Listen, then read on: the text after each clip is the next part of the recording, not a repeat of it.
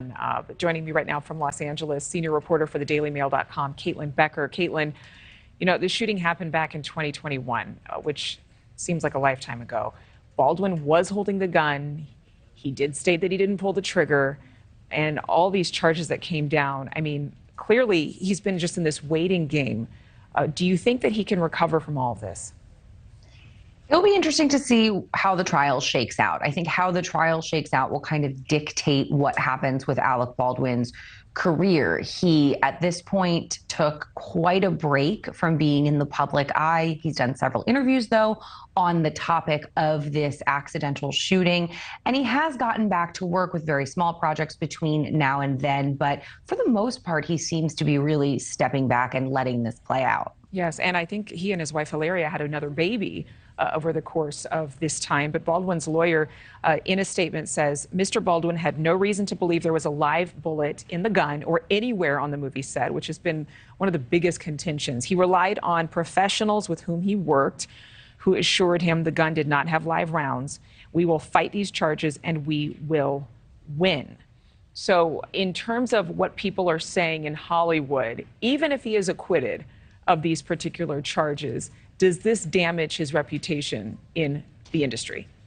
It's interesting. Hollywood seems to be a place where people are of very much two minds. A lot of people who work on movie sets, whether they're producers, directors, or actors, know that the reason you hire professionals to handle the firearms is because your typical actor, producer, or director isn't a firearms expert. So there are quite a few people who feel like Alec Baldwin as a person shouldn't be held liable for the fact that live rounds somehow got on the set. There are never supposed to be live rounds on a movie set of people. So how it got on, falling on Alec Baldwin's shoulders, there are a lot of people in Hollywood that think that that just necessarily was not his responsibility. Even as a producer, it wasn't his responsibility. Mm-hmm. On the other hand, he was a producer. He was an executive producer. There were cost cuts on this project. There were already issues with weapons being discharged on the set, not actually while they were filming, but with Hannah Gutierrez-Reed before this deadly incident happened.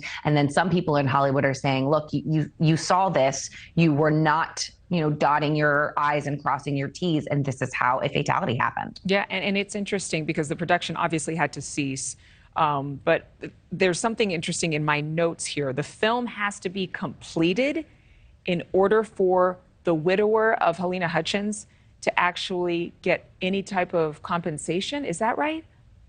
The details of the settlement between the widower and Alec Baldwin have been sealed. They haven't been released, but we know that he has been made an executive producer and that production was scheduled to resume in Los Angeles. How a trial will possibly impact that, or perhaps a possible conviction, remains to be seen. But it's interesting to think about, if another accident were to happen and Helena's husband is a producer on the project, is he then somehow liable? Because if we're holding producers responsible for what happens with a firearms expert that you hire on set, how far back does that go? Right. And also, too, I'm sure gun safety rules are changing on sets. And there are a number of actors who've come out and said, we will not use real guns anymore in our productions. Absolutely. Thank you so much. Caitlyn, we appreciate your time. Thank you for watching. Go to newsnationnow.com to find NewsNation on your television provider. And don't forget to click the red subscribe button below to get more of NewsNation's fact-driven, unbiased coverage.